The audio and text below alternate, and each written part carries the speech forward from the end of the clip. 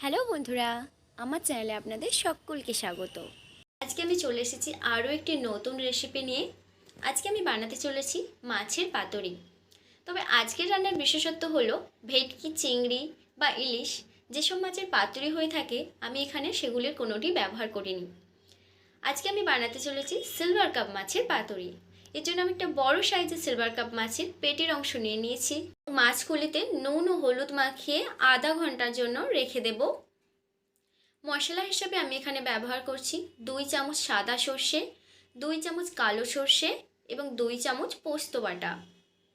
সমস্ত মশলাগুলি আমি এখানে মিহিভাবে পেস্ট করে নেব এবং এই পেস্ট মশলাতে আমি দিয়ে দেব 2 চামচ টক দই এবং প্রয়োজন মতো নুন।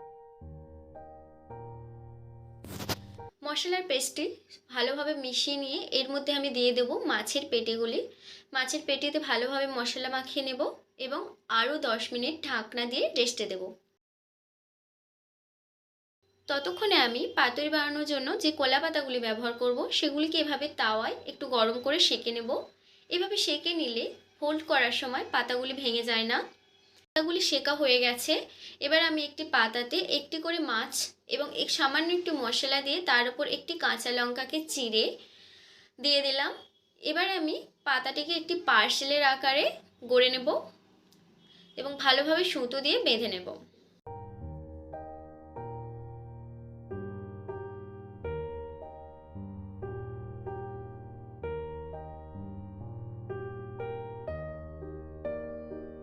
এখানে দুভাবে পাতা ব্যবহারের চেষ্টা করেছি। বড় পাতা হলে এক ফালি পাতায় যথেষ্ট, আর যদি পাতা ছোট হয় তাহলে 2 ফালির প্রয়োজন হয়। এইরকম আমার পাতাগুলি বড়, তাও আমার একটি ছোট পাতারও ছিল, তাই জন্য আমি 2টি পাতার সাহায্যে এভাবে পার্সেল তৈরি করে নিচ্ছি। ভেটকি ইলিশ মাছের পাতুরি তো আমরা খেয়েই থাকি। একটু অন্য স্বাদের পাতুরি খেতে চাইলে এভাবে যে কোনো বড় সাইজের মাছের পাতুরি বাড়িতে বানিয়ে দেখতে পারেন, অসাধারণ খেতে হয়।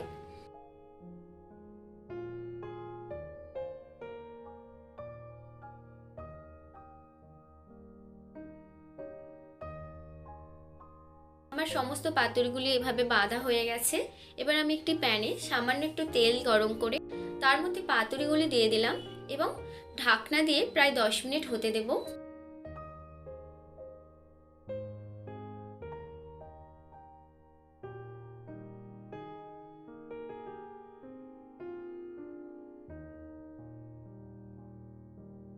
মিনিট পর দেখুন আমার পাতুরিগুলো খুব সুন্দরভাবে এক পিঠ হয়ে গেছে। এবার আমি অন্য পিঠ উল্টে দিয়ে আরও প্রায় 10 মিনিট হতে দেব।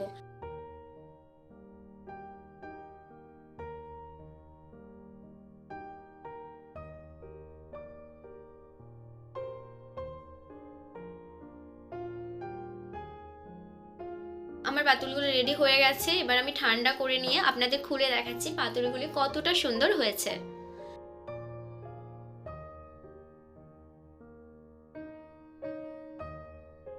দেখুন আমার মাছের পাতুরিটা কত সুন্দরভাবে তৈরি হয়ে গেছে। খুব সুন্দর দেখতে, যতটা সুন্দর হয়েছে খেতেও অতটাই সুন্দর হয়েছে। গরম ভাতের সঙ্গে মুগের ডাল আর এইরকম মাছের পাতুরি থাকলে জাস্ট জমে যায়। এই ছিল আজকে আমার রেসিপি সিলভার কাপ মাছের পাতুরি। আপনারা এভাবে বাড়িতে বানিয়ে দেখুন। আর আমার ভিডিওটি যদি ভালো লাগে থাকে তাহলে একটা লাইক করতে পারেন, সাবস্ক্রাইবও করতে পারেন।